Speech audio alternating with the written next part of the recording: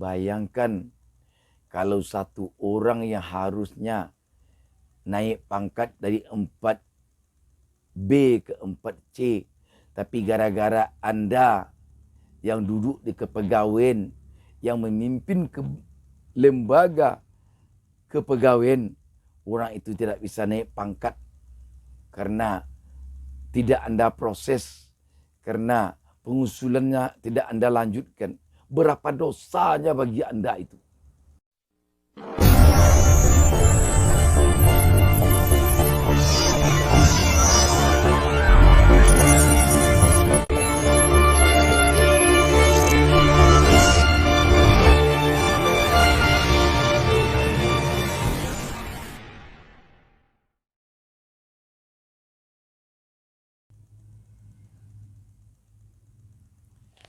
Assalamualaikum warahmatullahi wabarakatuh. Jumpa lagi dengan saya, Bustami Narda. Saya doakan seluruh penonton channel YouTube Bustami Narda kepada Allah Subhanahu Wa Taala. Semoga kita semua selalu berada di dalam lindungan Allah Subhanahu Wa Taala.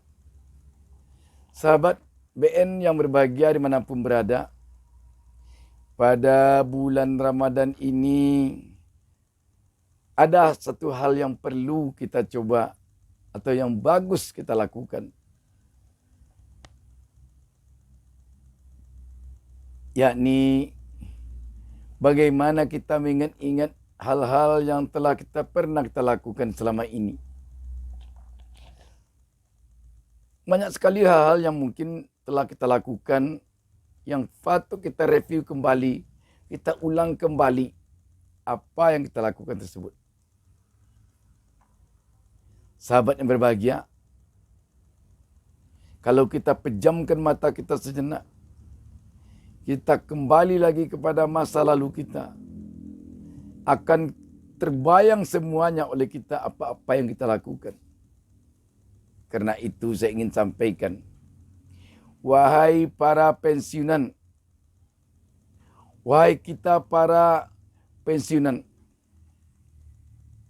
selama kita bekerja, mungkin sebagai pejabat di pemerintahan,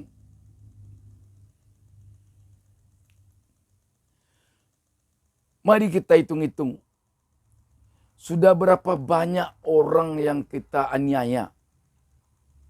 Mungkin orang yang kita aniaya karena kita anggap dia akan bisa menyaing kita nanti kalau dia naik.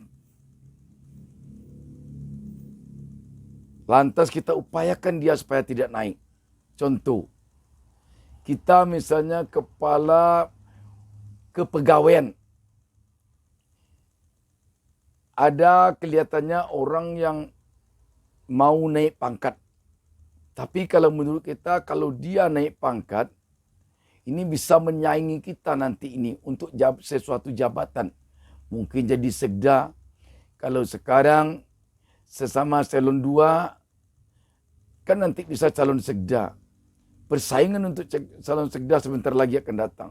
Ini orang mau naik pangkat untuk lebih memuluskan dia menjadi sekda.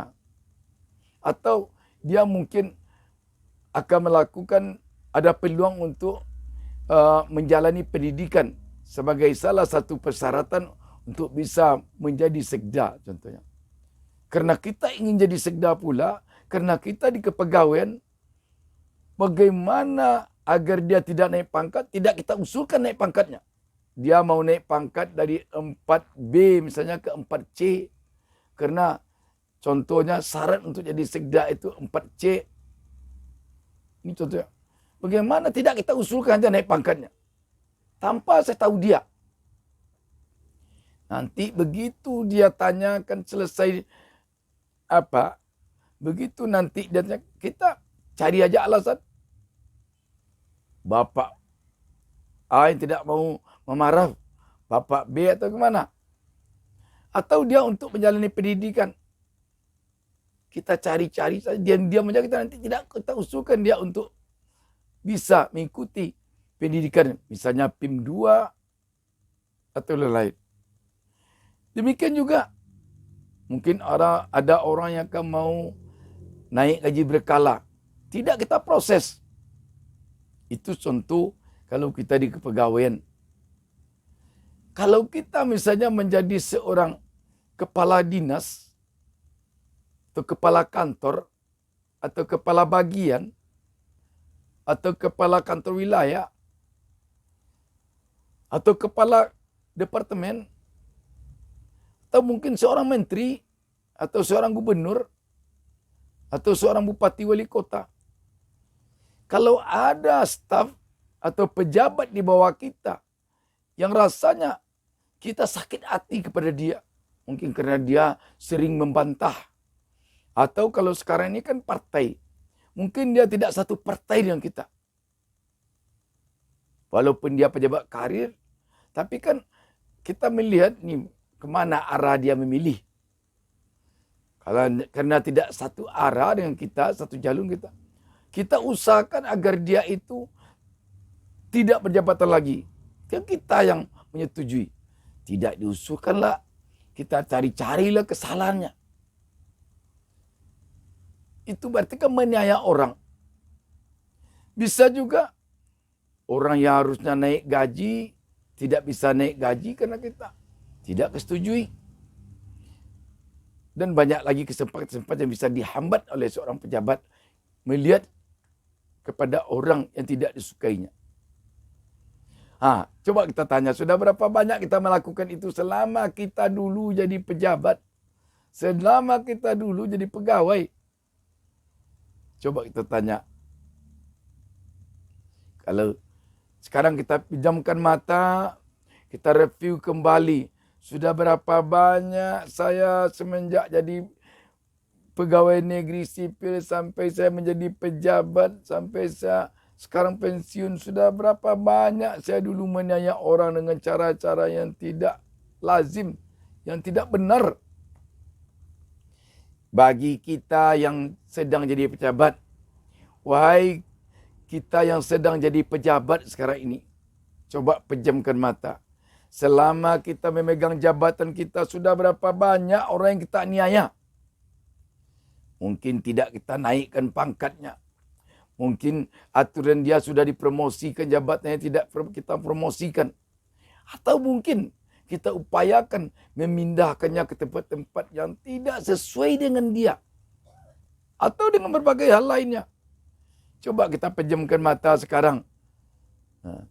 Pejamkan mata, review kembali, ulang kembali, tarik kembali kaset lama itu.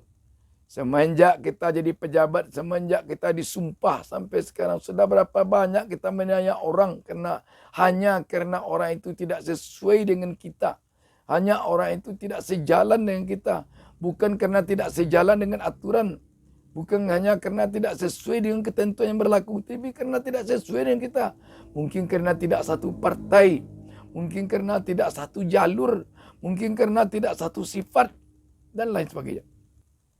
Wahai kita yang selama ini menjadi pemimpin informal. Bisa saja kalau di Sumatera Barat itu menjadi seorang penghulu. Menjadi seorang pimpinan suku. Menjadi seorang datuk.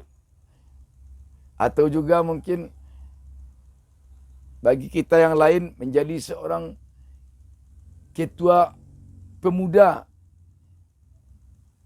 Atau juga mungkin menjadi seorang ulama. Atau menjadi seorang tokoh masyarakat. Di tengah-tengah masyarakat. Sudah berapa banyak kita menyayang orang karena jabatan informal kita. Itu. Coba kita pejamkan mata kita sejenak. Ulang kembali. Ketika saya menjadi ketua KMPI. Ketika saya menjadi ketua pemuda ini, pemuda itu. Ketika saya menjadi ini itu. Ketika saya menjadi ulama, sejak mulai saya jadi ulama sampai sekarang.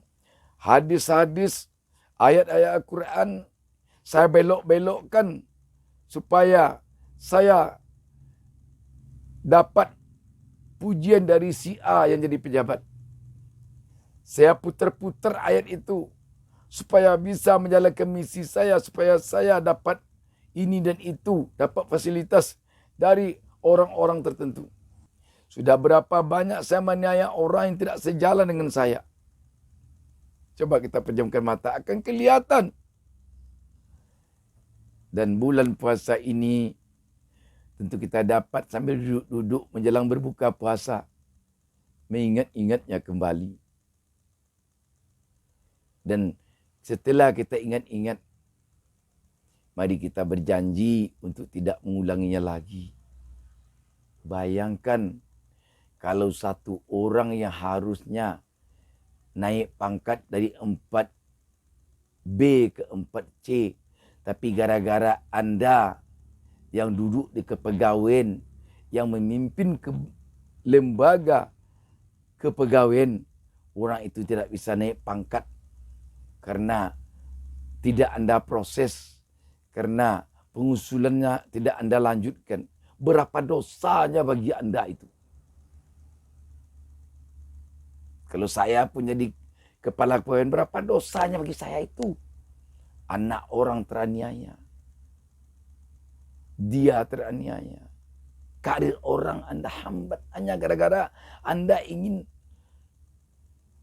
melumpuhkan dia dari karirnya. Bejat apa namanya Anda itu? Bejat apa namanya saya itu kalau saya melakukan itu? Apakah tidak ingat hidup akan mati? Apakah merasa akan jadi pejabat selama-lamanya sampai hari kiamat? Apakah merasa akan hidup selama-lamanya sampai hari kiamat?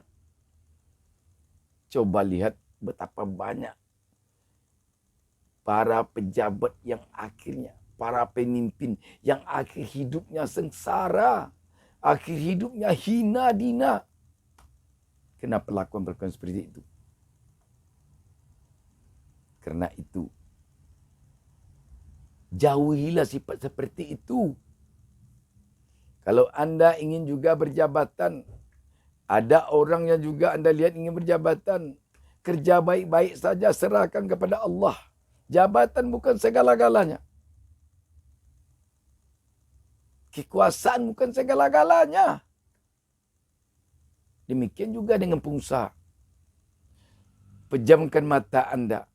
Selama Anda menjadi pebisnis, sudah berapa banyak Anda menipu orang?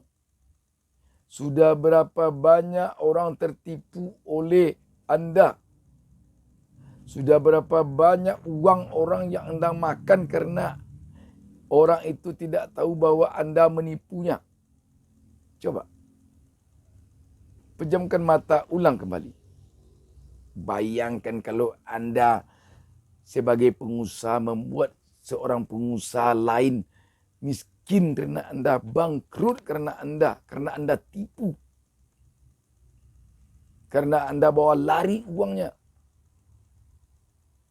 Atau karena cara-cara lain yang Anda lakukan yang menyebabkan orang itu miskin karena Anda.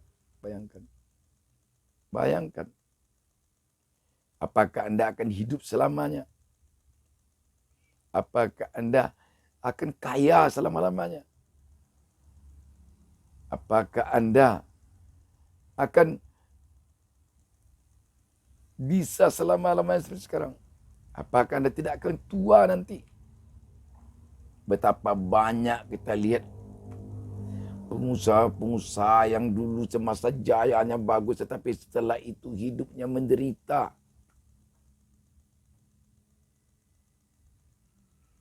Kadang-kadang dengan uang Anda bayar orang untuk teraniaya oleh orang lain.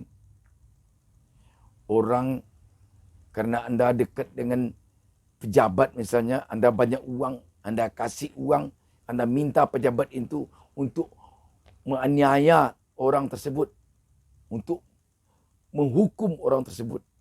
Sadarlah nanti, suatu ketika Anda juga akan terniaya.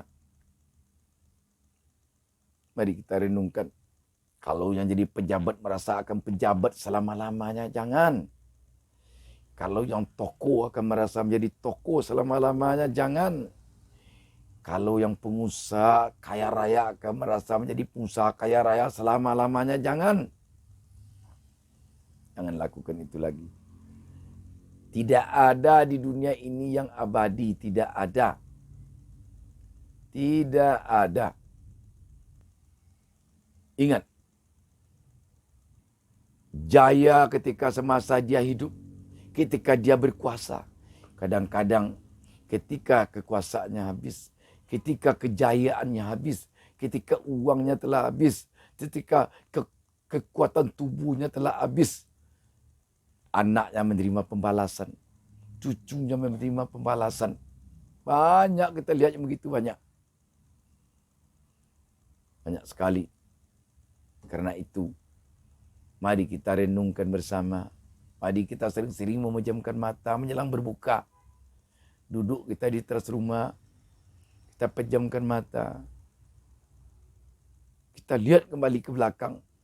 Apa saja yang telah saya lakukan selama ini. Yang bisa membuat orang lain teraniaya. Apa saja. Demikian. Semoga ada manfaatnya untuk saya sendiri dan untuk penonton. Dan saya berharap jika benar yang saya sampaikan ini itu adalah kebenaran dari Allah Subhanahu wa taala. Jika salah yang saya sampaikan ini, saya mohon ampun kepada Allah Subhanahu wa taala dan mohon maaf kepada Anda penonton YouTube channel Bustami Nardain. Terima kasih. Wassalamualaikum warahmatullahi wabarakatuh.